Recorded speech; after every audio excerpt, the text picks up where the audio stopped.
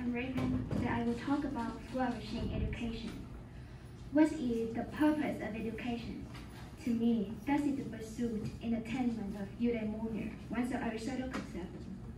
So first of all, let's have a quick review. Who was Aristotle? Aristotle was Plato's student. He was arguably the most influential philosopher ever. And one of his concepts that I already mentioned is eudaimonia. I'm not sure how you say it in your mother language, but I find it difficult to find a single English or Vietnamese word to fully describe the meaning of eudaimonia. It's often translated as happiness or genuine happiness. A somewhat better translation would be human flourishing, the way to reach the perfect life insofar as perfection is attainable by humanity.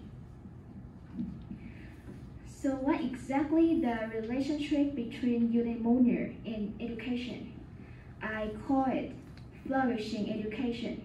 Actually, there is no precise dictionary entry that sums up this definition. So my reflection is just my attempt in exploring what's the purpose of education out of many. Maybe reaching your fullest potential in education and using the potential to help others. To be more specific, let's take Alexander the Great as an example. Alexander famously declared that, "I'm indebted to my father for living, but to my teacher for living well." If his parents gave him life, the teacher taught him how to harness life to the fullest, and his teacher was Aristotle. When Alexander was 13 years old, Philip chose the great philosopher Aristotle to instruct the prince. Aristotle gave Alexander a rigorous and comprehensive education, preparing the boy for the fate that his father had chosen, to become the emperor's successor. So besides teaching medicine, philosophy, and science, Aristotle also taught Alexander about a wider world from a less mythological perspective. He taught Alexander about India, not as a mystical place of the gods, but as a real place with real people. He taught Alexander that Greek civilization was the best civilization. He taught Alexander to be curious, decisive, and ambitious. But it said that Alexander was sometimes stubborn and insistent, which he considered studying studious. Why do I have to sit here in the class while the others spend the afternoon enjoying themselves? Aristotle replied, "Each one has a place in this world. Unlike you, they were not intended to guide the future of entire nation. Remember this. Education has bitter roots, but its fruits are sweeter than honey." It's not wrong to say, due to Aristotle's teaching and education, Alexander went from being a young prince to be a great king later. Since then, it led me to a question. What is important more when studying, the student or the teacher? Well, it's really hard to say, right? Because obviously, both play an important role.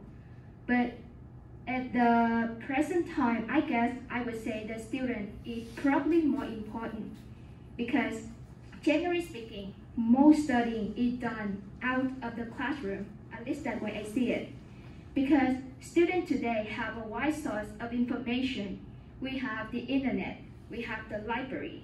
Having said that, in the past, teachers were the main source of information. And for both times, accumulating knowledge is not enough if you do not use it. Steve Jobs knew what great design looked like, so he applied his skill and knowledge to the creation of the iPhone with a team of professionals. What did Alexander do?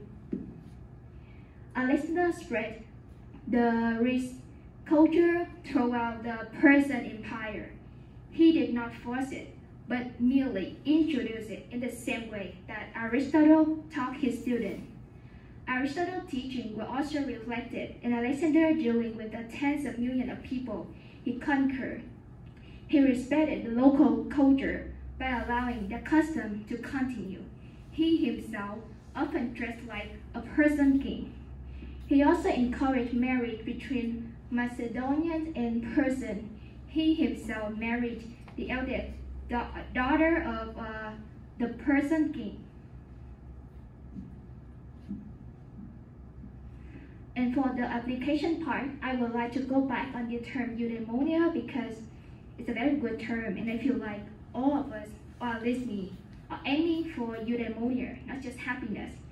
And if I have to give a comparison, happiness can be a simple thing to have. Eudaimonia is not. I got to know that all of life worthwhile goal will be exact the opposite of joy, but still worth pursuing. Like dropping out a major I don't like, studying to abroad to Taiwan, buying some expensive thing, or keeping relationship going. There's a none of the goal that make me can go all day, but they did drag me into life's challenges that drain my energy, make me angry, or hurt me. But when I come to the time of life, I did feel that those things are completely worth the effort that I put into. So through these things, I reached something that even more interesting and greater than happiness, because at least in life, I have many goals to aim for. Thank you.